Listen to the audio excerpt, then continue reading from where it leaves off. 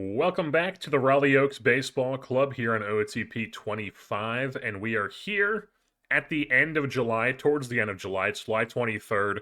We are a half game out of first place behind the Atlanta Braves, trying to chase them down, win that spot, because we do not want to be going through the wild card. If you take a look at the team's schedule right now, you can see that we are currently on a 4-game win streak. We just swept the Tampa Bay Rays heading into the All-Star break here. If we take a look at the team stats, you can see that the pitching, once again, is carrying. The bats are just not up to snuff at the moment. We are getting a decent amount of extra base hits. We are not striking out a lot, and we're stealing a lot of bases. But when it comes to actually scoring runs, only ninth. We are fourth in WAR, which is pretty good. But when it comes to actually getting on base, scoring runs, and hitting home runs, and even walking, not up to snuff. So we're definitely going to be trying to possibly add a bat or two here at the deadline. And then I think we might even try to possibly add a pitcher or two, simply because we've had quite a few injuries. If we take a look at the IL here, Jake Graham was the big hitter. He's out for 10 months, torn flexor tendon in his elbow. He's our ace. That's a big blow to the team. Bobby Harlow is back soonish, but he's not exactly like a needle mover. He's only like a 45. Like, he's decent, but like he's not he's not a needle mover, like I said. Jorge Lozano still has 3 to 4 weeks left on his injury, but like who knows what he's going to be when he comes back. And then Juan Trujillo also got hurt, who was in the bullpen for us. He's out for 6 weeks with elbow inflammation. It's not good right now. We have a bunch of pitcher injuries. We have a mixed bag here in the rotation and the bullpen. We have multiple followers now. Bowman and Havens are both followers. We called up Chris Bowman recently, and he's actually been pretty good in his 8 appearances here in the big leagues. 35 and a third innings pitched with a 1.69 ERA plus and a 79 FIP minus. We'll take that, absolutely. He's doing his job, but do we want to keep rocking this? We probably want to pick up at least one starter, I'd imagine. So we have 4 to get through the postseason. Maybe even 2, because Josh Hofer here isn't really getting the job done. He's been bad this season, so an improvement on him could be good. Really, the only guys I'm really confident about going into the postseason are Wilson Morales and Mike Cinquemani. So those are like 1, 2 in my mind. Maybe not like 1, 2 is like legit, like we think this guy's the number 2 in the league, but those are our top 2 guys who we trust right now. So if we can add a starter or 2, I would not be opposed to doing that. Even if we just add one starter and we have one of these guys be like our 4th guy as a follower, either Bowman or Havens, probably Havens, maybe Bowman. I don't know. It just depends on who's pitching better at that time. But I wouldn't be totally opposed to having a follower as our 4th starter in the postseason. When it comes to the bullpen, though, the bullpen's been lights out all year long. We have had to make some changes, though, as we call the guys up, brought guys down. Right now, the 2 openers are Ron Tipton, the former Angels player that we had. We claimed him off waivers from Miami. Not exactly what he used to be, but he's getting the job done as an opener. He throws only fastballs, but he's in there getting the job done as an opener. He doesn't really pitch any other time. Josh Klein here is another guy we claimed off of waivers from Minnesota. You can see here he spent a bunch of time just all over the place, never really did anything in the major leagues, and here in 8 1/3 innings, he's been bad with us too. So he's probably a guy who we're probably looking to get rid of here. I believe I claimed him because he had options, yes. So he's probably going down to AAA. And that's another thing that we've been struggling with, is that we have 2 followers, but our opener situation is not exactly stable, because Tipton, I think, is going to keep being an opener, but we need a second opener because we have 2 of these guys, and we don't want one guy starting both the games, especially since they're going to be like back-to-back most days. And then like we want obviously these 3 guys actually pitching bullpen innings and not being an opener. I could put Sardina as an opener. He's a possibility. He's actually started some games for us this year. I'm not totally sure if that was in the rotation or as an opener. I think it was as an opener. But I'm also, it's definitely in his opener. He only has 35 innings. So yeah, he was definitely an opener for us at some point. We could put him back in that role, but that would take away somebody who's actually pitching relief innings for us right now, because in this middle relief, it's really just Sardina and Betancourt who's actually pitching well, where Tipton and Klein are the openers, and then Tariq bin Abdud is up right now in a avoid high leverage role with a long relief secondary, and he just really hasn't been great in his time in the major leagues this season. So we're hoping that he can figure things out in the bullpen because he's just too good to be in the minor leagues right now, and we want him to develop here. So hopefully he can develop, but he's not exactly a trustworthy reliever at the moment. And then when it comes to the bats here, if we just sort by WAR, we've got Griego, who's absolutely insane. Juan Ramirez is hitting very well. Rocky Gusty is like okay-ish. He's got a triple-digit WRC plus. I'm not going to complain too much about that. Nesty Rojas is a bit below average. Cooperman's been below average. Santiago Tapia has actually been pretty solid since moving into that starter role, and Ortega's on the bench now. And Ortega, as you can see here, actually currently hot in his last 7 games, hitting .476 on the bench. So Edgar Ortega, bit disappointing because we're paying him a pretty penny here for quite a while. I mean, the real money years haven't even kicked in yet, and he's just like totally washed at this point for whatever reason. And but like right now he's going on a little streak, but still not ideal what he's turned into. Oliar is somebody who's been like okay-ish. Aiden McCarthy's been bad. Henniger's been fine off the bench. Derek Guyton's been not great. He's currently in a slump. And then Luis Rodriguez, we did call him up. This absolutely super prospect we have. He was tearing things up in high A and double A this year, and I was just like, hey, we need some bat help. Let's call this guy up. And we bring him up, and in 69 plate appearances, small sample size, obviously, but 60, I mean, we would like to see him get off to a bit better start than this. And right now, he just has not been doing that. And the thing is, we call them up, so it's like, do I really want to burn one of his option years right now? I mean, we do want him playing every day, but like right now he's not. So like we do want Cooperman starting in center because of his defense. We want Griego in left ideally, but like for whatever reason, I guess he's starting to learn left field a bit. That's good. So we want him in left ideally. Rojas, I mean, we want him starting, but he's not really been that great. So maybe we could do something where like Rodriguez goes to right field and mixes him with Rojas a decent amount. That could be an option. Lefty-righty situation, but also Rodriguez plays a bit against righties, or against lefties, rather. Or no, against righties. But as far as where we could upgrade here with a bat, like, I look at these bats and I'm just like, I don't really want to bench any of these guys. But, like, if we could possibly get a catcher who's maybe somebody we even re-sign for next season, like maybe we try to make another run at that Orioles catcher. I think Santiago Tapia is our guy at second base. He's like legit. He's not just some guy we're throwing there. He's a legit guy at that position. Oliar should be a legit guy. Ruben, our shortstop, he's a decent shortstop. He should be legit too. He should be better offensively than he is. He plays a solid shortstop as well, and plus, like, shortstop's a pretty hard position to upgrade because it's not like we're going to be able to get a guy better than this at the trade deadline. Griego in left, obviously, we're not moving, and if we do, we move him to center, and then we're just giving Rodriguez that left field time because we want this bat playing. So it's like, where exactly are we going to upgrade? Like, we're not going to send Ortega down to the minor leagues.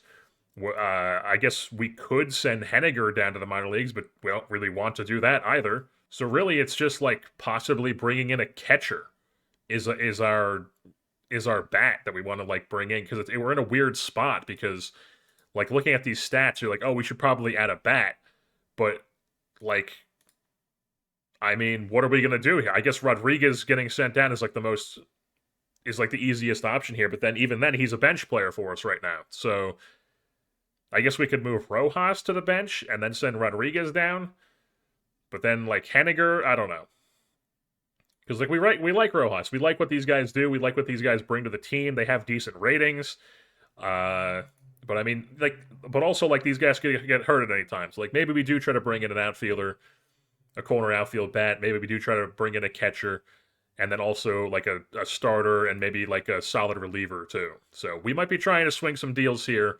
Quite a few deals here at the deadline. And if we just look at catchers that are just on the trade block, not a lot of options here, just a bunch of 50 guys. None of these guys are going to be huge upgrades, even upgrades at all, to be honest. Like, they're just going to be, like, this guy's a defensive guy.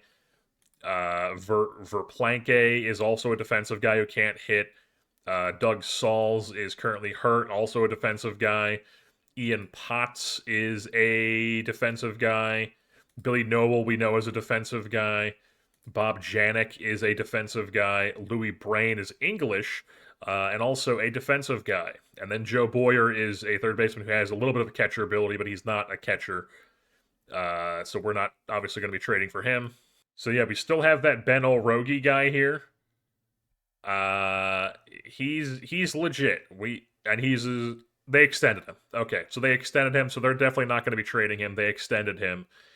That's off the option. That's not an option for us anymore. So then if I just add in years left here just on this view, just to have this here for now, the best guy who's available on an expiring contract is Pero Fruga here, who is mainly a defensive catcher but does hit a little bit.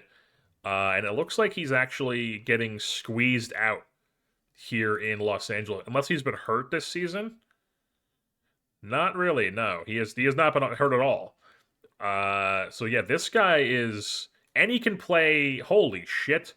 So this guy's a really good defensive catcher, and he can play you like a really good corner outfield, and even like a solid first base, and then like third base in a pinch. I mean, he's 34, but I mean, this guy's very valuable. We might be trying to acquire, but the thing is, like, is this their other catcher? No, this is the other LA.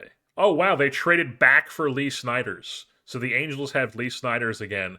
This was somebody we traded to the Giants, along with Cam Caminiti and David Castro and Ronnie Mauricio for Logan Webb. So way back in the day for the Logan Webb trade, this guy was like one of the main pieces in that. And now he is back with the A's here, or the Angels rather, in exchange for 2 shitty prospects. Okay. He also outstandingly learned a new position. Was that left field? Yeah, this guy definitely could not play the outfield beforehand. That's crazy. Maybe I should be experimenting with that more in the dev lab. So what are the Dodgers looking like? The Dodgers are top of the division. They're not going to be trading that starting catcher. How are the Braves? We're trying to chase down the Braves, so we're not going to be able to get this guy because he's on the Braves. The Expos have this guy from a country I've never even heard of. He's got to be the only player in the database. Yeah, he's the only player in the database from that. But he's also like, his bat should be better. Also, his bat should be better than like he actually. I guess he's been pretty decent, but he's mainly been a bench player for them, except for this year where he got a bunch of time. It wasn't really that great. But I mean, I would not be the thing is, his catching is not the greatest, but he does have a decent bat. So Saeed Lugano here is somebody that we would not be opposed to going after. What are the Expos doing? They're like a middle of the road team. This guy's like their backup catcher. I mean, it's probably a stretch that they trade somebody like him. Also, he's very good. So, like, it would take a shit ton to trade for him. We'll probably have to look more down in the 60 range for somebody. And it's like, I'm looking at all these guys, and it's like, you get a defensive first catcher. Lee Snyders is on the Angels, who is a expiring free agent. He's not an expiring free agent. He's also, because they extended him. And he also is on a second place team that's like trying to win World Series every year. And then suddenly you're just back down to the 55s here, and you're with Aiden McCarthy, who's obviously a defense first guy. But like, are we going to be able to find a guy who's good at hitting that's also a 55 and isn't like the worst defensive catcher possible? Like, here we go. We got 2 really young guys. We got the guy that the Braves are just calling up now, who they're obviously not going to trade to us, and is not like a guy you want playing every day at catcher for you defensively. You have this Josh Adams guy who's on the Brewers, who solid defensively, really good personality, has some serious pop to his game. But he's also very young. He's probably the catcher of the future for the Brewers. And what are the Brewers doing? The Brewers are they're like a middling team, but they're also probably out of it in that division. And like, do they really want to trade a guy they literally just called up? Like, I doubt it. Here we have another young guy, David Noriega on the Blue Jays. He's somebody they just recently called up. He's been really good for them. They don't start him, though. He's like a backup catcher for them, because who is the actual starting catcher for the Blue Jays? The Blue Jays have this guy, Brad Ray, who's 25. They're like in the playoff mix. They could possibly even be a wild card team. Yeah, they're right now they are the fourth wild card team. So trading away one of their catchers right now, probably not the most realistic thing in the world. I was just looking at some of the stats of the bad teams here, and I went to Padres. Two things I'm seeing here. One, Amari Collar is their third starter. Two, Flint Laviolette. I saw that name and I was like, why does it sound familiar? Is it just because it's Laviolette? No. It is because this is somebody that we took with the Angels in the 2037 draft in the 15th round. He was one of those like relievers that we took who just has like big stuff, and this guy hit. They traded him the immediate offseason that we left, that 2039 into 2040 offseason. They traded him for this guy who's not even on the Angels anymore and was also really bad with the Angels. So yeah, now this guy's on the Padres, and he is just insane. 80 stuff, 80 fastball, 80 curveball. I mean, crazy numbers, crazy ratings. Alrighty, so we're here on August 1st. We have gone past the trade deadline, and we've made a couple trades here, mainly picking up pitching, but we also picked up a catcher to help us down the stretch as well. The first trade we made was we went and picked up Ed Osterley here from the Colorado Rockies. He is an Ironman starter. He just turned 30 years old. We have him for next season as well at $23.6 million. Nothing too crazy. And this is just going to be a guy who comes in here and just gives us a ton of innings. We want him to eat innings, just help our staff. He's perfect for our staff, I feel like. He's a left-handed starter.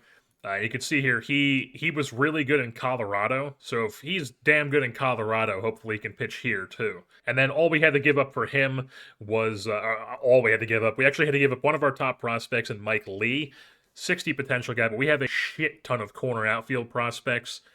They moved him to first base. He's probably better off being a left fielder or a right fielder, but we have a ton of these corner outfield prospects. This guy was way farther down the chain, so I was like, we're fine with giving this guy up. He's going to go in the Rockies system, and we'll keep tabs on him. And then we also had to give up Josh Hofer, who just was not good for us this season. Basically, I offered them Lee, and they were like, hey, we'll do it if you give us Hofer. And I was like, okay, sure, whatever. He was not good for us this year. He's had one start for them. He was really good. But, maybe it works out for him there. But unfortunately, he had the good year for us last year, but not so much this year. And he got us Ed Osterley. Then the other trade we made was a minor one to pick up another veteran reliever to the bunch. We traded Jesus Miranda, who was down in AAA for us. He's whatever, just a lefty to have down there, along with a throw-in who they were like, hey, you give us this guy, we'll make the trade work.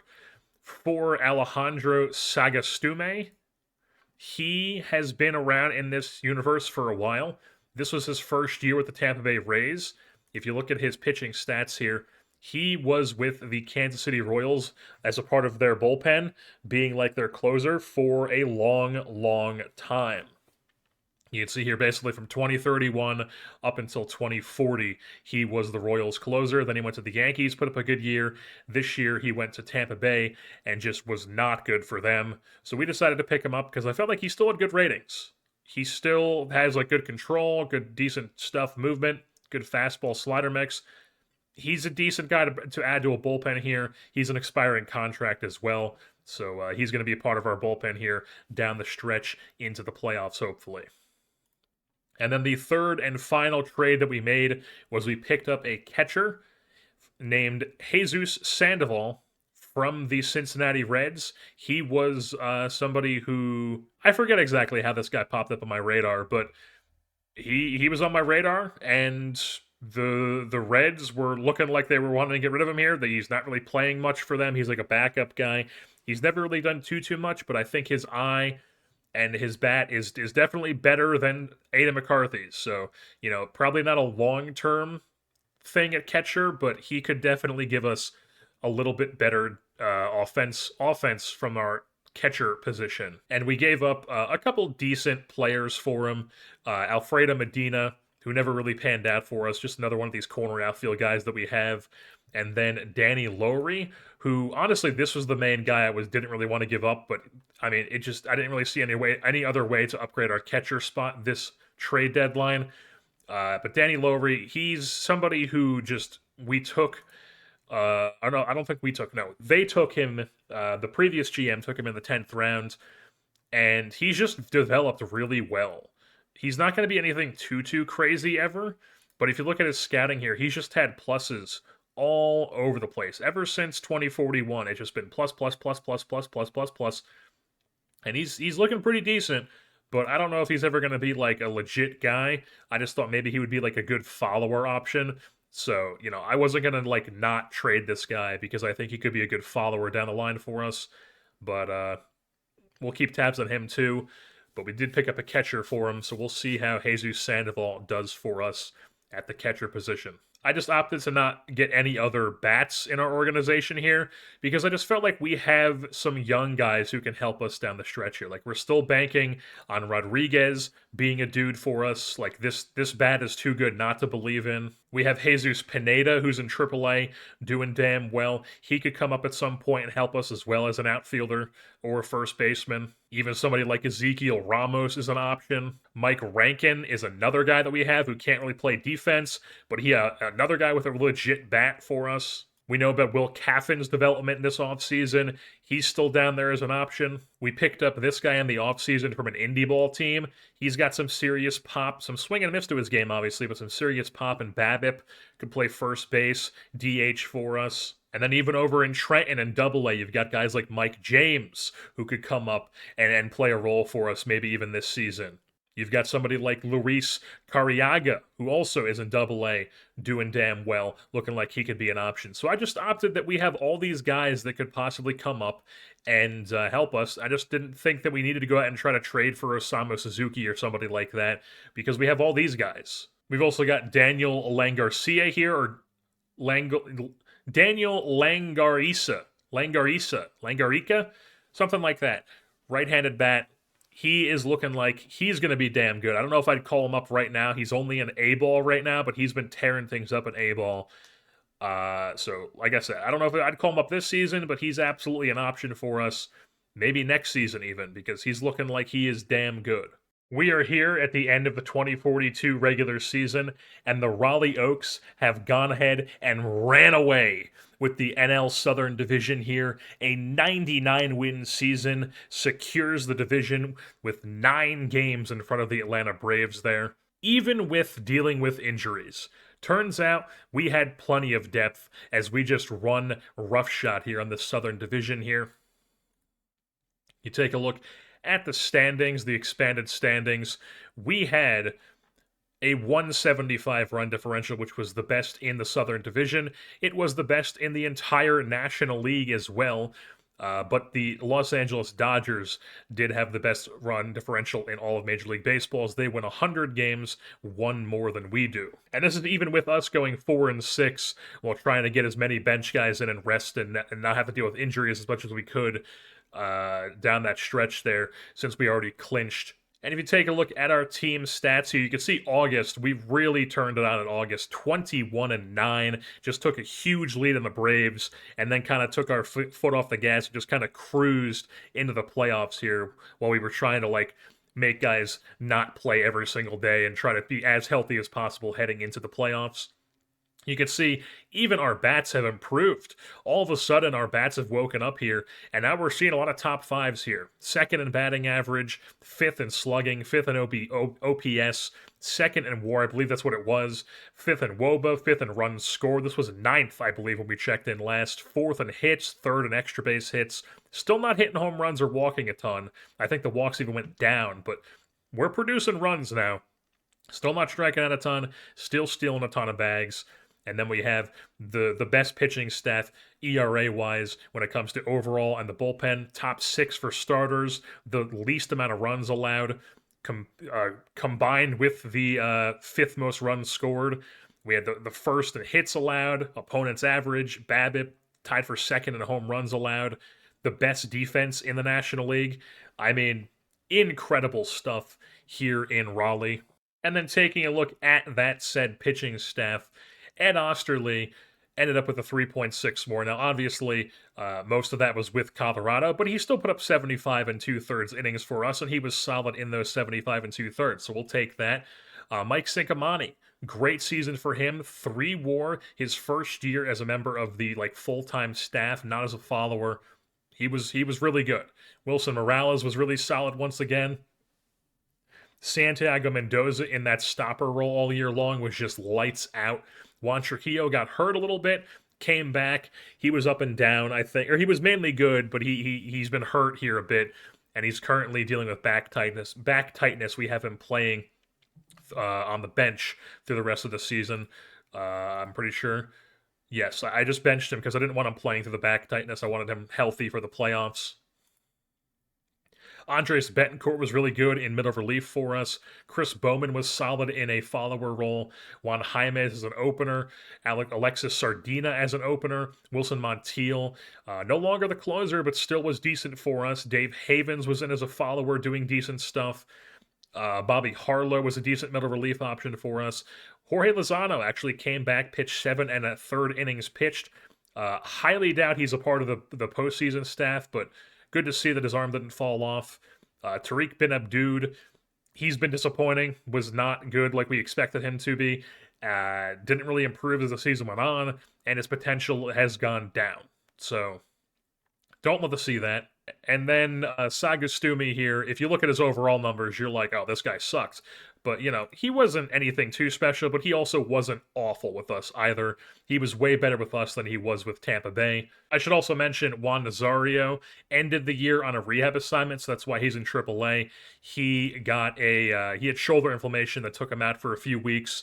So we had to go down the stretch without our closer here. He was really, really good when he was healthy, but like I said, he did have some injury issues. We also dealt with Luis Griego injuries. He did not play a full season, only had 100 games started, 446 plate appearances, because he had a sprained knee that took him out for 7 weeks, ended the year on a rehab assignment. But he obviously is going to be a part of our postseason team. He's fully healthy now. He's ready to get back in the lineup. The other injury that we had to deal with was Rocky Gusty. He also has a sprained knee. He was very good for us this season. You could see a 3 WAR, but we had to clinch that playoff spot without Gusty and without Griego. And a big part of that, when we go to the lineup here, is Santiago Tapia. Breakout season, 4.8 WAR, rounded up to 5, a 147 WRC plus, 32 home runs, 21 home runs. I mean, the guy's incredible. 362 OBP. We were leading him off. I feel like a big switch happened when I just decided to go full Dodgers with it and just be like, fuck it. Because I was doing Ramirez cleanup and I was having Riego in the 2-hole and we just didn't really have a clear cut leadoff guy. So I was just like, fuck it. Let's just put our best hitters 1, 2, 3 and see how things go. And ever since I did that, that's at least that's what it feels like. That's what it feels like when the offense started turning around. Tapia's been a big part of that. Juan Ramirez has been fantastic. Even Geikel Cooperman has been pretty good with the plate here. Not too great, not too amazing, but overall, we'll take it. You can see here he's had some decent months. In June, he tore things up. In August, he was really good. And here in September, he's been pretty average. Alex Alejar with a 3 WAR for us. Mike Rubin with a 2 WAR. Nesty Rojas wasn't the greatest. Edgar Ortega wasn't the greatest. Ada McCarthy wasn't the greatest, and then Jesus Sandoval also was not the greatest for us, so the catcher position still just up in the air. Who knows? Chris Henniger was a solid backup. Jesus Pineda gave us some innings here. Luis Rodriguez, he was playing left field for us. He got 273 ABs and just still didn't really do anything. 55 WRC plus.